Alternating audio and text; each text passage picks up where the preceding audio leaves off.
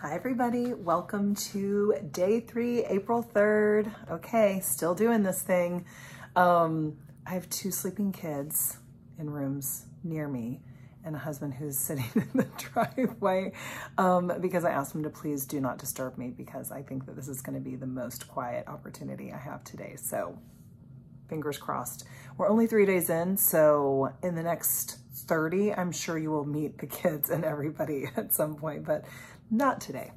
Okay, so I'm gonna pick up where I left off yesterday talking about, well, you may not have known what I was gonna talk about, but it's specifically a word that I really love called synchronicity. And if you've read The Artist's Way, you will totally know what I'm talking about. People call them Godwinks, I've heard, especially if you watch Hallmark movies. I think they even have movies called Godwinks. But just like those little nods from the universe or from God, if you're religious, that like keep going, like you're going in the right direction. So I know that I shared about feeling like if I had to have a child at the time right after I got married, like I just couldn't, like I just knew that I would just really, really hate my life and be really resentful. And like I knew, as much as I at the time was really curious about being a mom, I don't know that I was one of those people that was like, no, I know I wasn't one of those people. I was not one of those women who had a biological clock ticking. I didn't have Jack until I was 40. I had Dean at 42. And honestly, I was mostly just curious about what it would be like to be a mom, but it wasn't like a thing that like I always wanted to do or felt like I had to do. Maybe it was just too repressed for me. I don't know. Who knows, right? Point is, I took my sweet time with having a family. So back to traveling around the world, because that was a really big, people would say scary, risky thing to do, especially because at the time we did it, we were both kind of like, I had just, you know, had about a year under my belt of a company that I really loved and was really like having so much fun with. And it was a company that taught grownups how to play like kids, which it was really good. I was starting to get like a lot of corporate clients, and we lived in Houston. And so I had a lot of like oil and gas, you know, companies that were having me come in. I did stuff with Keller Williams, the real estate company, and it was just great. So that was kind of the start of that for me. And then Derek was like doing great at work. I mean, he was moving up the ladder and, you know, moving into kind of like a CFO track. And we pulled, as Todd Nevins, the guy that interviewed us for a radio show, a podcast that he has, said, we pulled the ripcord, right? So we pulled the ripcord, and this is the story that I want to tell. And I'm going to work to keep these videos to 10 minutes. So we'll see. I'm going to do my best. Okay. So this is what happened. I told you we got a financial planner. We got on track. We Dave Ramsey'd our way out of credit card debt, started using a cash diet. Like, it was amazing. We were just doing great with our money. And about February, we were like, okay, we're going to do this. Like, we're going to put our house on the market. We got everything ready. Derek finally realized like he knew what he needed in the bank in order to feel comfortable to, you know, do something like this. He's an accountant, by the way. I'm like, we'll just make more money. And he's like, that's not how it works. So we're very different when it comes to like money. So this is the story. We put our house on the market. It was a Friday. I remember specifically in the springtime, maybe like March. And yeah, it must have been March. So it was March, and we put our house on the market.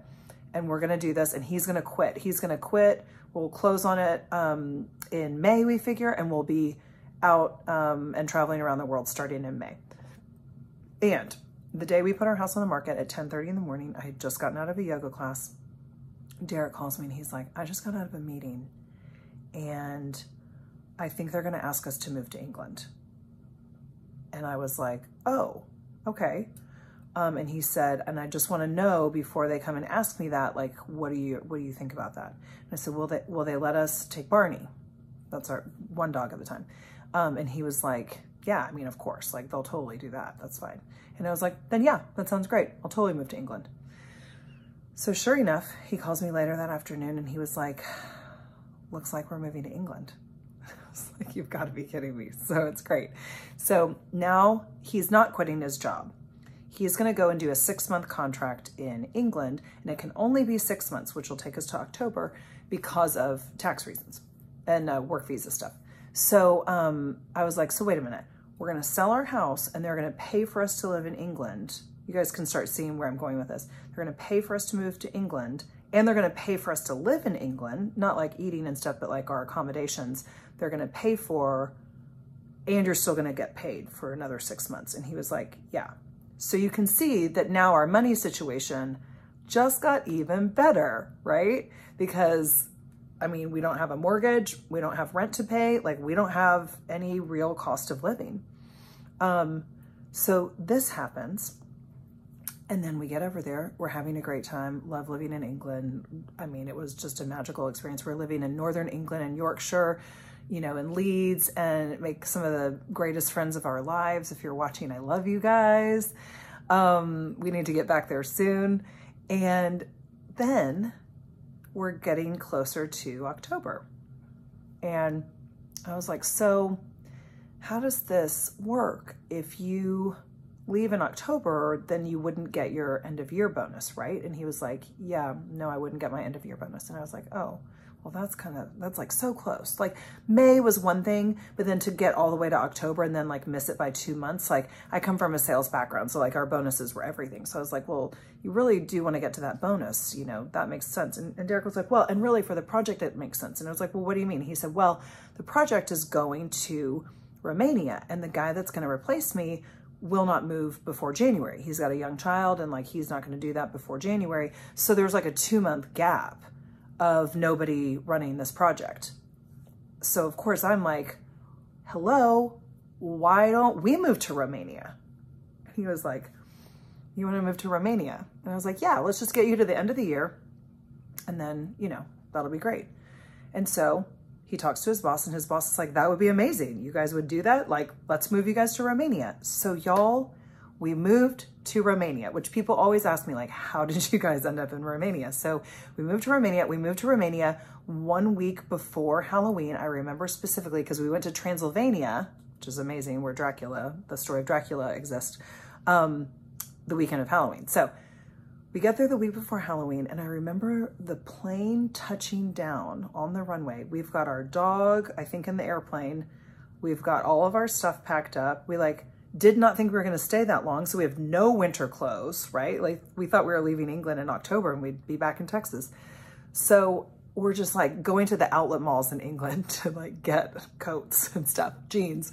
And we touched down, the airplane touches down, and I look at Derek and I was like, have you ever moved to a country that you've never visited?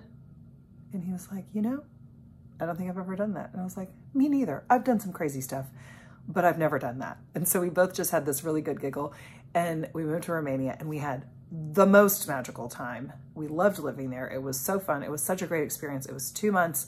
And then Derek gets to the end of the year, and then they're doing layoffs. So he becomes redundant, which means that now he also gets like a severance package out of the company. All along he was leaving anyway, but it just worked out that like his job wasn't necessary also because he was doing this project, and so now it was done. So you can imagine all of the money stuff, like all of the things that we needed to have happen that we like weren't really sure how it was all going to happen, literally happened right in front of us. And it was all because like for us to leave our jobs and go travel the world was the flow. Like that was the thing. That was the thing deepest in my heart that like I needed to do, right? Just like one of my favorite podcasters, and I'm in her coaching program right now, like was told multiple times she would never have kids. And she was like, I'm just having kids. Like, I don't know what to tell you. I mean, I don't even know how many IVF treatments she did. I think a lot, but the point is she has 3 beautiful kids. So whatever is deepest in your heart, you jump and the net will fucking appear. It is magic. And this is the kind of thing that I look for in my life. Like the book that I read you guys on Monday, April 1st, Pete the Cat with the Itsy Bitsy Spider. I looked at the book yesterday. I don't have it with me, or do I? I looked at the book. No, it's in Jack's room. I looked at the book yesterday and I looked down at it and it says, written by James Dean, which if you know me, like that's my son's name. He's named after my grandfather. So like, that's the kind of thing, that's the kind of synchronicity. I felt kind of dumb reading that book, but like, what do you know? The universe is like, yes, yes, keep going. Read the kids' books. Who cares? You have fun. You do these videos and you have a fucking good time, and that's all that matters. Game, end game, whatever. I have no idea, right? It's all about being in the joy of the moment. That's when the synchronicity happens. That's when you put your house on the market and then you get an offer to move to England and make all this money that you didn't expect to even have. Like, we were okay to do the trip without any of this extra money. And instead, we got all this extra money and then we were able to be gone for 2 years. Not 1 year, 2 years. So I will see you guys tomorrow. Thank you. 11 minutes. I'm so proud of myself that I cut it shorter today, and I can't wait to see you tomorrow. Bye.